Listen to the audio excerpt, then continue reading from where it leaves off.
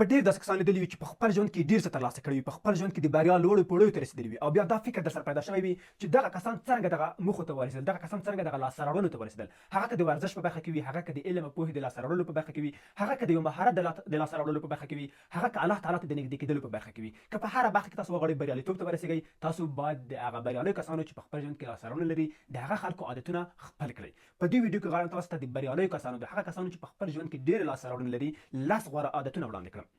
لومړنی عادت چې بریالي کسان لري، هغه کسان چې په خپل ژوند کې ډېرې لاسته راوړنې لري، لومړنی عادت یې دا دی چې دوی د خپل ژوند لپاره یوه برنامه لري.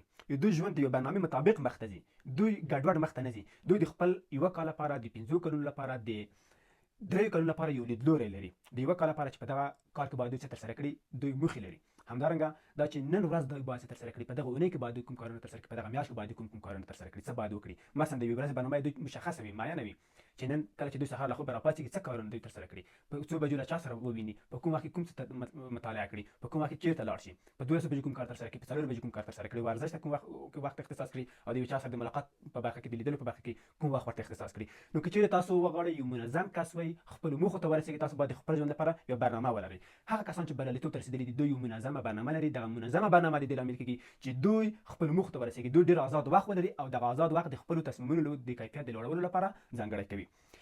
راځم دویم عادت. دویم غوره عادت چې بریالي کسان لري، هغه دا ده چې دوی مطالعه ترسره کوي.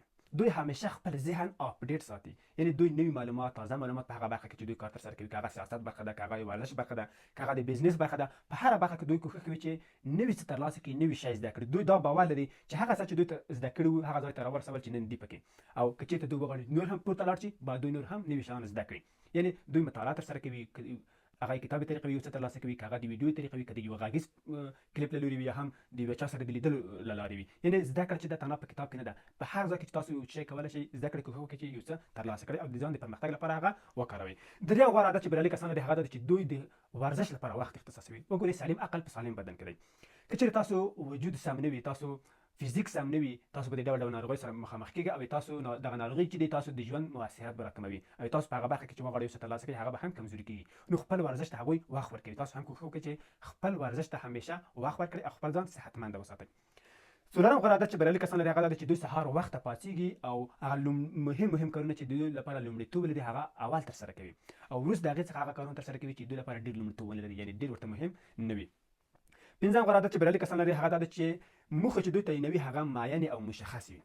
داسې نه وایي چې زه باید انګلیسي ژبه زده کړم، داسې وایي چې زه مثلا په دومره وخت کې انګلیسي ژبه باید په دومره کچه زه زده کړم. که چېرته دوی داسې وایي چې زه انګلیسي ژبه غواړم زده کړم، یا غواړم قرآن کریم یاد کړم، دا مبهم شو. ته باید مشخص کړې چې په کوم وخت کې وخت ورته اختصاصوي، چېرته ځې، او په کومه اندازه، په کومه کچه ته غواړې قرآن کریم یاد کړې، چېرته یاد کړې، د کوم استاد څخه یاد کړې. یعنې خپلې موخې مشخصې وي، معینې وي، ګونګې او مبهمې نه وي چې په ذهن کې وي او لیکلې نه وي، او د لاسته راوړلو لپاره هېڅ کوښښ ونه کړي.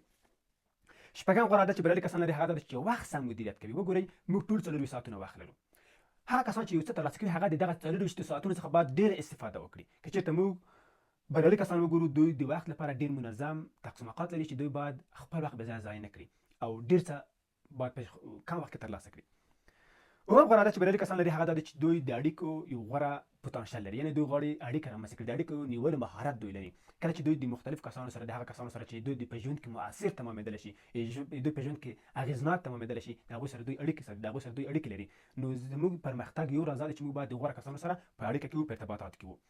اتم غوره عادت چې بریالي کسان لري، هغه دا دی چې خپل صحت ته پاملرنه کوي. هغه که خواړه وي، هغه که خوب وي، په منظم شکل سره کوي. که خواړه وي، هر څه دوی نه خوري، بلکې داسې خواړه خوري چې دوی صحت ته ډېر ضرر ونه لري. ځکه چې که چېرته موږ یو شی مثلا د بیلګې په توګه بوره ډېره استفاده کړو، خو یوه ورځ نه یوه ورځ موږ د شکر ناروغي پیدا کوو. نو هر څه چې دوی مرکب اغېز رامنځته کوي، یعنې موږ په یو ناروغۍ باندې نه اخته کېږو، بلکې یو کار موږ په دوامداره شکل سره ترسره کوو، خپل صحت ته په دوامداره توګه پاملرنه نه کوو، نو موږ بالاخره په ناروغۍ باندې اخته کېږو.